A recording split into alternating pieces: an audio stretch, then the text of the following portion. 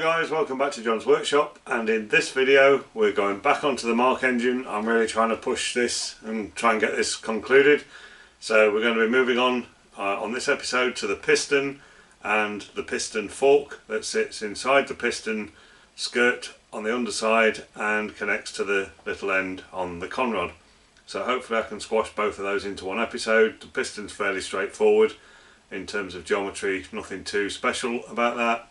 We've got a mixture of cast iron and brass, so the piston's cast iron, the fork is brass, and I've got my materials, so I've got a small short bar of cast iron there for the piston, and I've got my stock cut for the piston fork that fits inside it. And the cylinder is complete now, so we've done some final measurement on that. I'm quite happy with how that's turned out, so we're going to be using that as a gauge for the piston. I'm happy it's round, it's parallel, and it's in good shape, so we'll be using that as almost like a ring gauge for measuring up the piston. And despite all my battering on about balance cuts, this is the one time that I'm going to stray away from that, and I'm actually going to be using the dreaded emery cloth to get down to my finished size. So I'm still going to be using my balance cuts to get very close to my finished size so I can control it, and then the final few tenths of a thou is going to be polished, and we're going to keep polishing it until we get just the right fit up the cylinder bore, using the cylinder as a ring gauge over the piston. So that's how we're going to manufacture this. So all of that said, we will crack on. So I'll bring you to the command and control center just very quickly. So just have a quick look at the sort of 2D drawing, show you what we're going to make, and then we'll get onto the lathe and start making the piston. So we're up at the screen. I have found there is a little tiny bit of a 3D model, so we've zoomed that in quite big, that's why it's lost a bit of its definition. So here's the piston, plain OD, flat front on it, plain bore ID, flat bottom, and then this is the brass fork that goes through, and they're joined together with a small countersunk machine screw that comes through the top end of the piston into and is Loctited into the brass piece. So quite simple, both of these components. So we'll get onto the lathe now and crack on.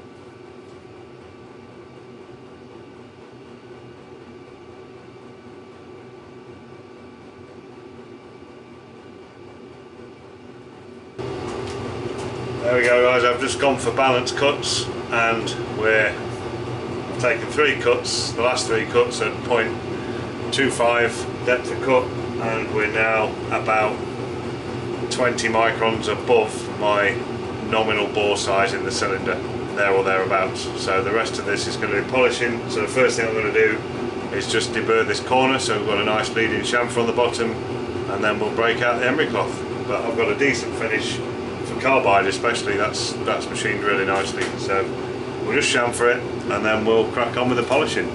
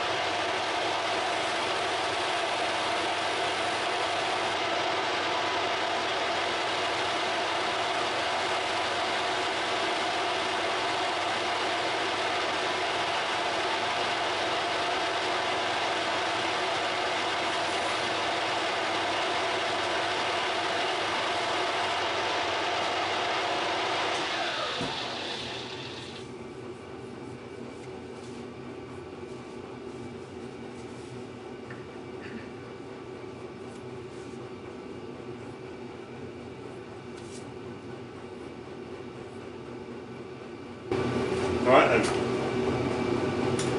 this is the moment of truth. I think I had a feel a second ago it was it's just about there. So I've just been over it with some, I can't remember what that is, but it's really, really fine, wet and dry.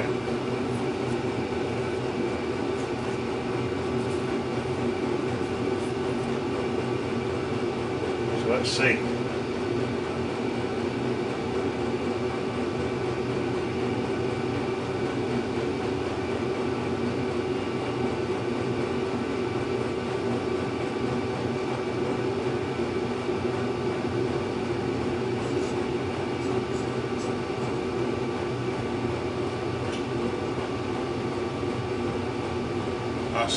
That's nice.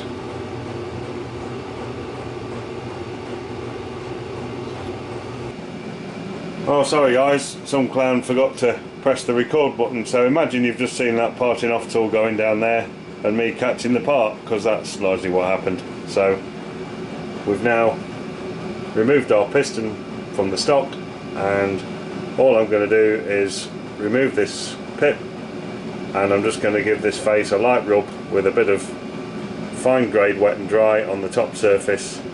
I'm not turning this back round and putting it in the chuck to try and face this side.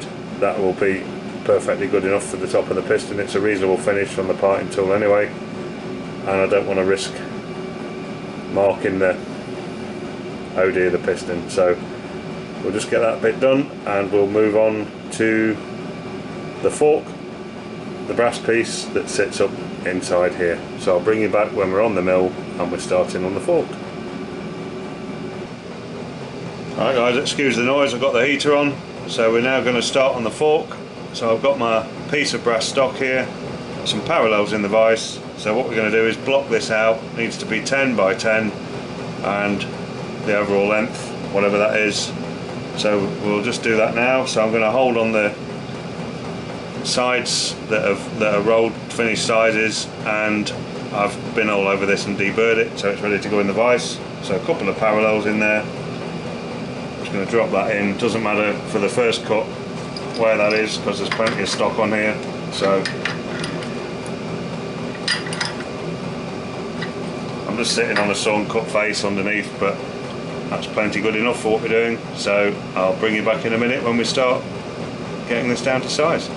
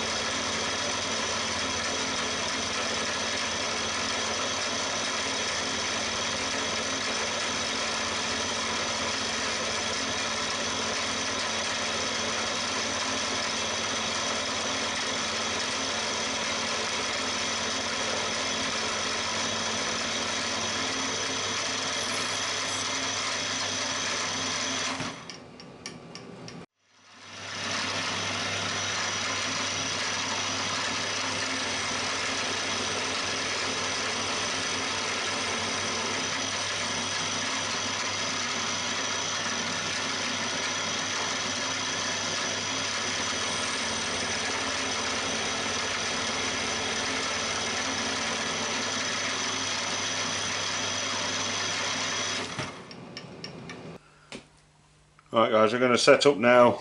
So we've got this all blocked out, so we now need to set up to put the fork, the slot through the middle. So easiest way of doing that, I've just got my ground square. I'm going to drop that in the vise, and basically we're just going to hold the piece of brass up against it. We'll just nip it in the vise roughly just to hold it. That should be, I think I've got to go 11mm deep with this. And once you've got it there, you can then hold it up against the square, nice and easy, and just nip it up in the vise. Double check, that looks good. So we know that's sat square. So we'll get set up with a small 5mm end mill now to put the fork in there. I'll bring you back when we're doing that. So nice simple setup. I've got 5mm 3 flute slot drill in here, which will do to put a 5mm slot in. I've basically come up to the edge, and with a bit of paper that I know the thickness of, I've just touched off the edge, set my DRO, found the centre, wound over, and we're now just going to touch on the top, zero my Z, and then we're going to go down 11mm and mill the slot through the middle.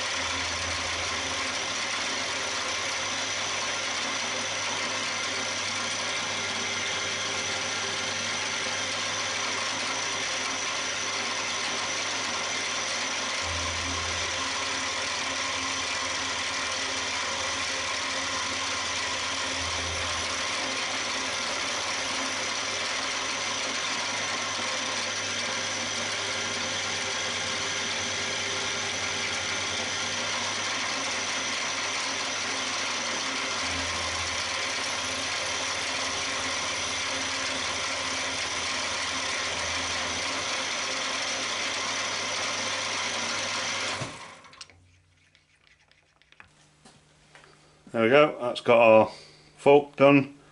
So we're just going to go and deburr this now.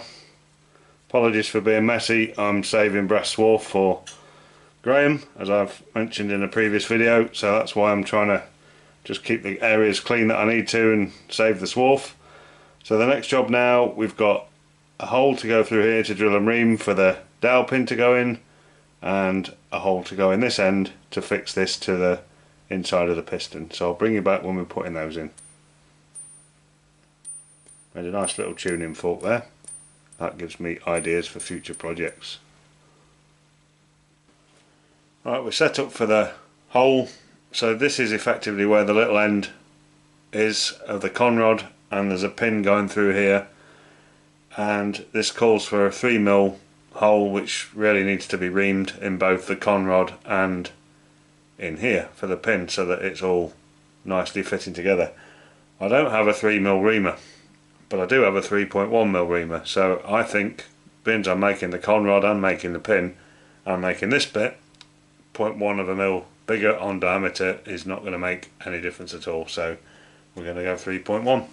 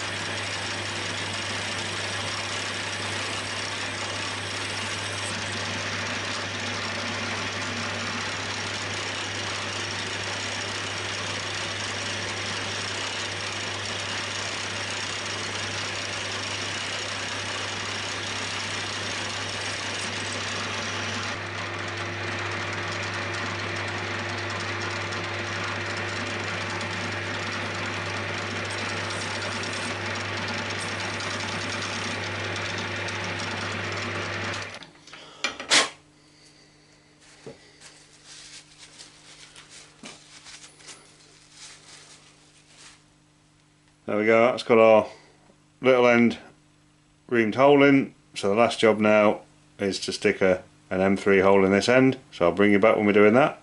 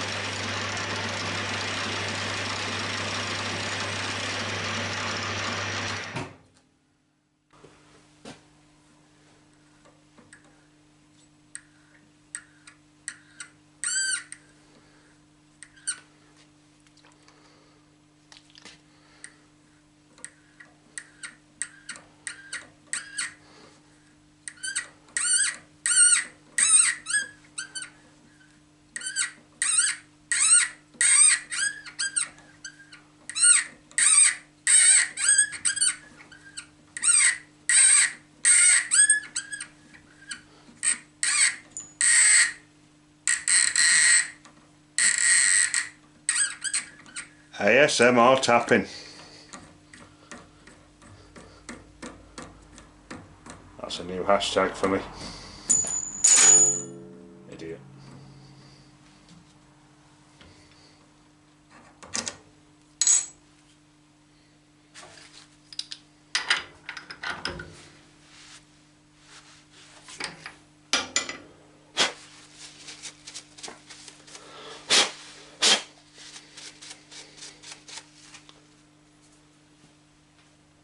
So there we go, that's got our fork finished, so I'll join you back at the bench and we'll wrap this episode up. Alright guys, we've got our bits, so I just thought I'd show you. I'm just going to make sure this is absolutely clean. I don't want any tiny bits of anything getting in between piston and cylinder bore at this stage.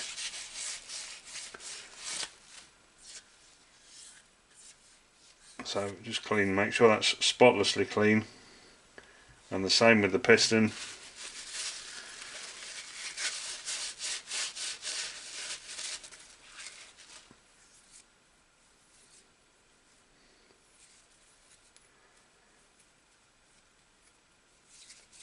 So that now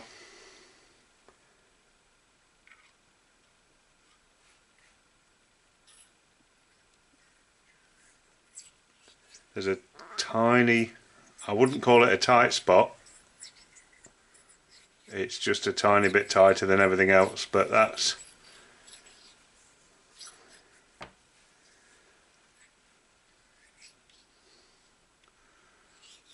a lovely fit in there now.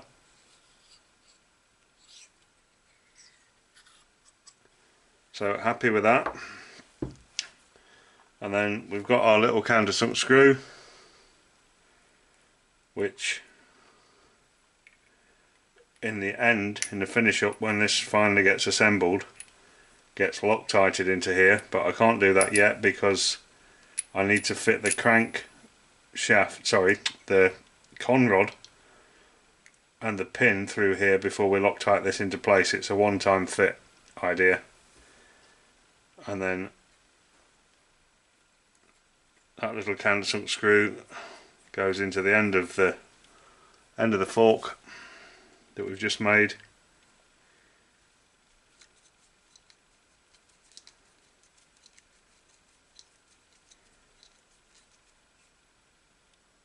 That bottoms out nicely into the countersink on the top, so that's just sub flush, only just sub flush the top of the piston, and there we've got our fork in the back ready to accept the little end of the conrod. So happy with all of that, that's gone well. I think the fit between piston and bore, well, I keep saying it, it's the first one of these I've ever made, so you know, I don't know, and when we get into thermal expansion as this thing gets warm, yeah, I don't know how this is going to go. We'll just have to give it a go. You know, that's just a closer running fit as I can get without any binding, so we can always add additional clearance if we need a tiny bit. We can't put any material back on, so we'll start with that and see where we finish up. So that's it for the piston and fork. So there's only a few bits left to make now on this engine. We've got conrod to do, fairly straightforward.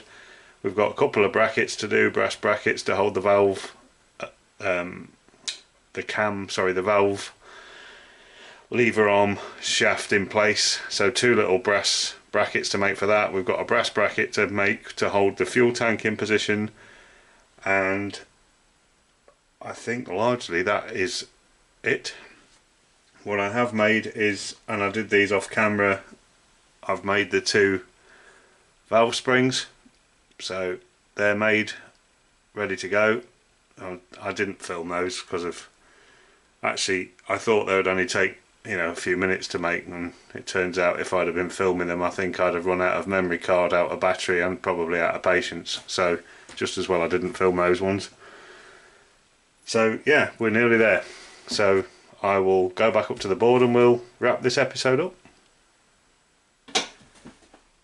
Well, there we go guys, that's got our piston and the fork, as you've just seen, completed. So that's another key bit of the engine made. So we're, as I said just now, we're cracking on, coming close to the final assembly of this, which will be quite exciting. So thank you all very much for watching, thank you for subscribing, and thank you to the new subscribers that are coming along, and we will catch you all very soon on another video when we'll be making something else.